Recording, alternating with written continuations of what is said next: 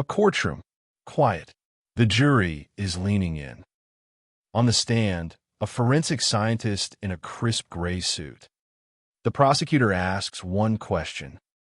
Were the odds this DNA match is just a coincidence? And the expert says it slowly, so every juror hears it.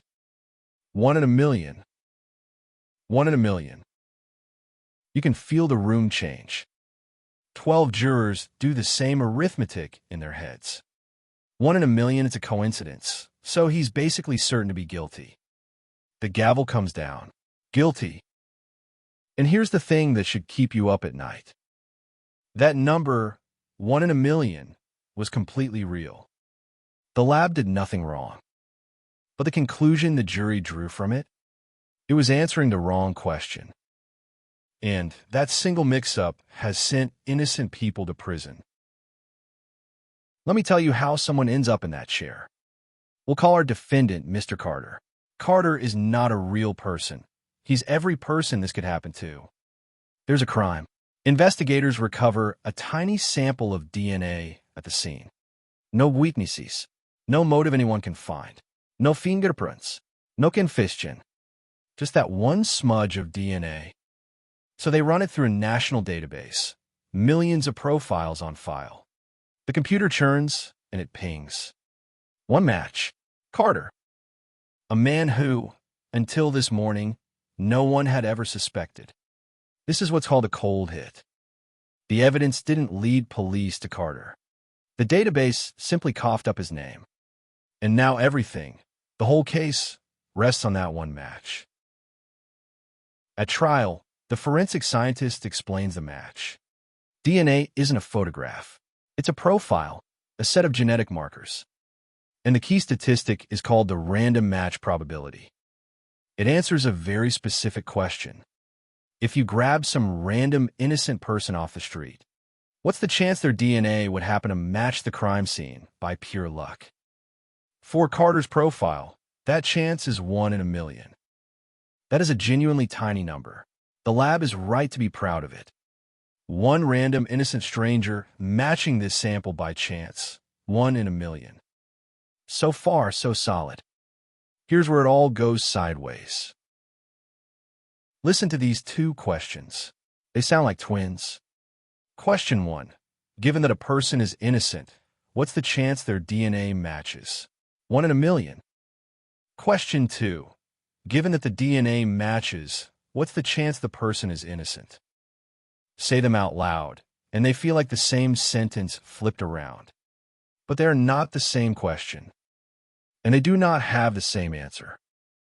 Question 1 is the lab's number, the chance an innocent person happens to match. Question 2 is the only thing the jury actually cares about, the chance our matched man is innocent. The prosecutor quoted question 1, and the entire courtroom heard the answer to question 2. That swap has a name. It's called the prosecutor's fallacy.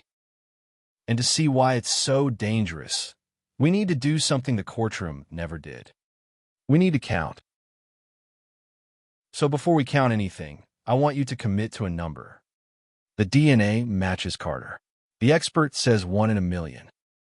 Given that the DNA matches, how likely is it the police have the right person? Don't overthink it. Go with your gut and lock it in. Is it basically certain? 99.9%? Or is there more wiggle room than that 1 in a million makes it feel? Pick a number. Hold it. Because in a minute, we're going to count the actual people. And I think your number is going to move. To count, we need a world. So let's build one. Imagine the pool of possible suspects is a single big city. 10 million adults. Everyone who could plausibly have left that sample. Now, somewhere in this city is the one person who actually did it. The true culprit. Exactly one. Everybody else, all the rest, is innocent. Every single one of them. The police don't know who's who. They only have the DNA. So in our minds, let's run that 1 in a million test on the whole city. Test all 10 million people. And ask the simplest possible question. How many of them light up as a match? Here's the gear that turns the whole machine. The test matches an innocent person one time in a million. And we've got 10 million people. So in a city that big, how many innocent people would match just by chance? Picture the sweep passing over all 10 million. It's not going to light up zero. The city's too big for that. It's not going to light up thousands either. Somewhere in between. Take a guess before I show you. Let's actually do it. The test trips on an innocent person once in every million. And we have 10 million people in our city. So just by chance, about 10 innocent people will match. Watch them light up across the crowd. One. There's another. Across town, a few more. About 10 ordinary, innocent people. People who were nowhere near the crime. Whose DNA happens to line up with that sample by pure bad luck. And remember, there's one more match we haven't placed yet. The real culprit. The person who actually did it. They match too, of course they do. So add them in. About 10 innocent matches plus the one true culprit. That's about 11 people in this city whose DNA matches the crime scene. Now look at what we've really got. About 11 people in the whole city match the DNA. 10 of them are completely innocent. One of them is guilty. And here's the brutal part. On the DNA alone, they are indistinguishable. The match looks exactly the same on all 11 of them. So the database pings, and out pops Carter, one of these 11. On the DNA alone, what's the chance Carter is the guilty one? He's one face in a crowd of about 11 identical-looking matches. 1 in 11. That's roughly 9%. 9%. Not 99.9. Not even close.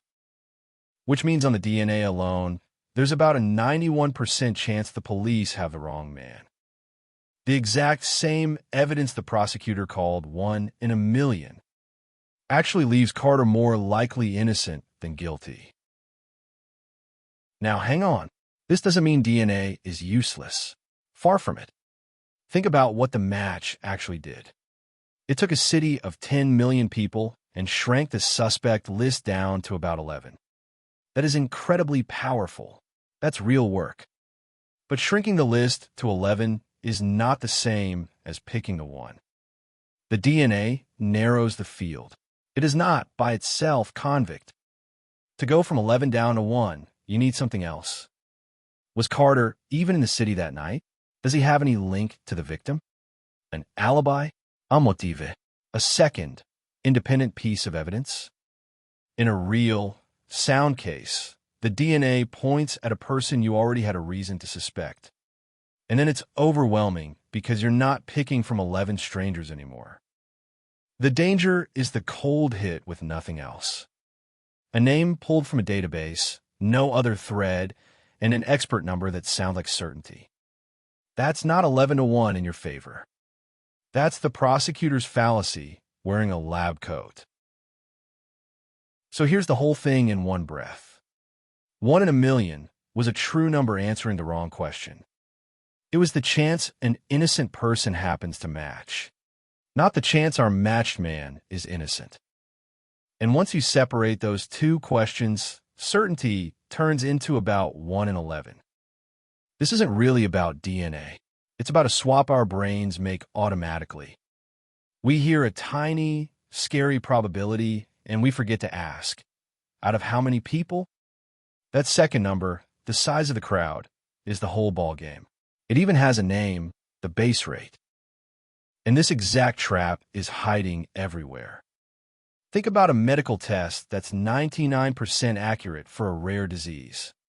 You test positive. Are you 99% sick? If the disease is rare enough, most of the positives are false alarms.